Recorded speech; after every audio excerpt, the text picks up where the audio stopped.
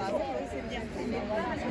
n'était pas au clair avec les vaccins, elle ne voulait pas les faire si ses enfants passaient. Elle n'était pas au clair avec les vaccins, elle ne voulait pas les faire si ses enfants passaient pression.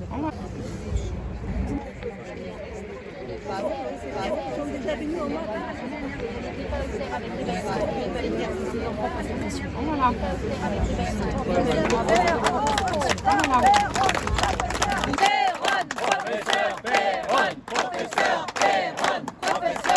Tous les médecins qui soignent les malades de Lyme ou du Covid, ils sont empêchés de guérir les gens. C'est m'emprise sur tous les médecins. Je suis là pour défendre tous les médecins qui sont fidèles au serment d'Hippocrate. Voilà, c'est pour ça. Grand merci à Christian Perron, le professeur infectiologue, éminent infectiologue, qui nous a avertis sur la dangerosité des injections expérimentales et réintégration des personnels suspendus. Alors maman, Zona après la deuxième injection, son cousin, Zona après la deuxième injection.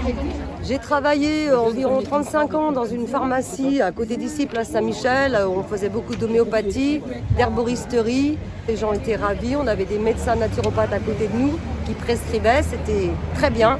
Les gens étaient très contents. J'ai ensuite quitté cette pharmacie qui a fermé et j'ai travaillé pendant 2 ans en pharmacie du Pays d'Aubigné. Et là, j'ai été très surprise de voir les ordonnances de médecins comportant des dizaines de médicaments, des prescriptions de paracétamol. Tous les gens partaient avec 12 boîtes par mois. C'est ça la médecine maintenant. Alors que la médecine naturelle soigne parfaitement bien. C'est très dommage. Nous avons été reçus par monsieur le président du conseil régional de l'ordre des médecins, de manière, on va dire, sympathique. C'est un monsieur qui est assez facile d'accès. Il nous a fait quelques petites réponses institutionnelles, parce que, vu son rôle, il ne peut pas dire des choses que peut-être lui, personnellement, pourrait penser, mais ce n'est pas ce monsieur qui nous répondait, mais le président. Par contre, sur la fin, il a ouvert un peu plus son cœur sur les problèmes que tu as très bien d'ailleurs souligné et expliqué, les problèmes qui se passent à l'intérieur du corps médical et les interrogations qui sont en train de monter, évidemment liées au Covid. Il nous a dit quand même très clairement qu'au départ, les médecins ont eu un rôle important, ont fait tout ce qu'ils pouvaient faire, mais qu'ils ont rapidement été au second plan, derrière les politiques administratives. Oui, alors quand on dit politique et administrative, C'est la même chose. Comprenez bien qu'il s'agit là du gros pognon mondial. Voilà, c'est ça. Voilà. En tout cas, l'ensemble des informations et des échanges qu'on a eus avec ce monsieur, en fait, vont être remontés au Conseil de l'Ordre national.